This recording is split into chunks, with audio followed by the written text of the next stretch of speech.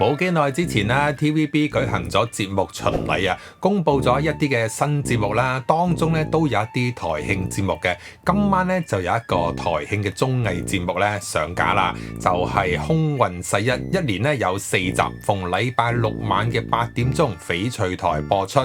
主持方面有邊個咧？有洪永城啦、朱敏瀚同埋劉穎璇嘅。個節目都幾有趣嘅，就係帶觀眾咧去世界各地唔同嘅地方啦，例如荷蘭啦、比利時、法國、韓國同埋日本等等地方啦，發掘下有啲咩嘅特產啦，咁啊然之後帶翻嚟香港嘅點樣帶呢？就係講解下一啲香港嘅航空運輸啊，咁啊呢一方面嘅資訊啊、畫面都好啦，似乎咧都比較少可以見到嘅，咁所以今次嚟講咧，以呢一個形式去介紹呢一個嘅行業又好啦，當地一啲嘅特產都好啦，都係幾有趣嘅。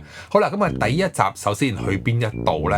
咁啊第一集就由洪永城同埋劉穎璇咧帶大家近近地啦去韓國嘅，發掘下當地一啲嘅特產啦。咁啊首先兩個人咧，哇佢哋又好啦，走到去韓國呢一間咧5星級嘅韓牛養殖場啊，洪永城仲做埋食家，教大家咧點樣燒韓牛啊。佢就話燒到有少少窿啦、少少紅啦就可以即刻食嘅啦，同埋要見到咧啲油咧開始滲出嚟就 OK 嘅啦。食完韓牛之後去邊呢？就去一個果園嗰度啊，去睇一啲咧話一年啊只可以咧係有一次收成嘅村中土啊。Tiffany 咧更加去到一個水果嘅拍賣場啦，大顯身手啦。雖然咧語言就不通噶啦，咁但係都勇於嘗試啦。結果咧佢用咗130蚊咧就成功投到咧係250箱提子翻嚟啊，超興奮啊！仲恭喜阿洪爺就話咧，我哋公司咧有好多水果食啦。咁啊到底點樣將呢250箱嘅提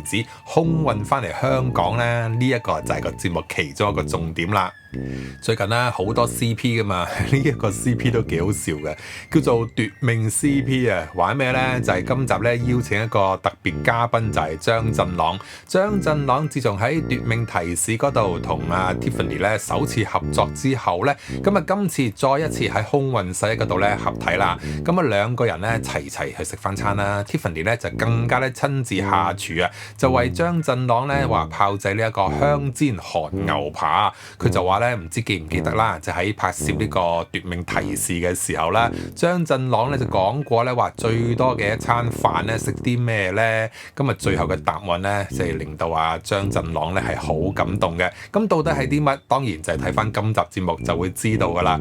而張振朗咧都大讚 Tiffany 啊煎牛扒嘅手藝咧係非常之咁出色嘅。大家如果有興趣想睇下呢一個奪命 CP 嘅話咧，就要留意今晚播出嘅空運世一第一集，今晚禮拜六晚嘅8點鐘翡翠台。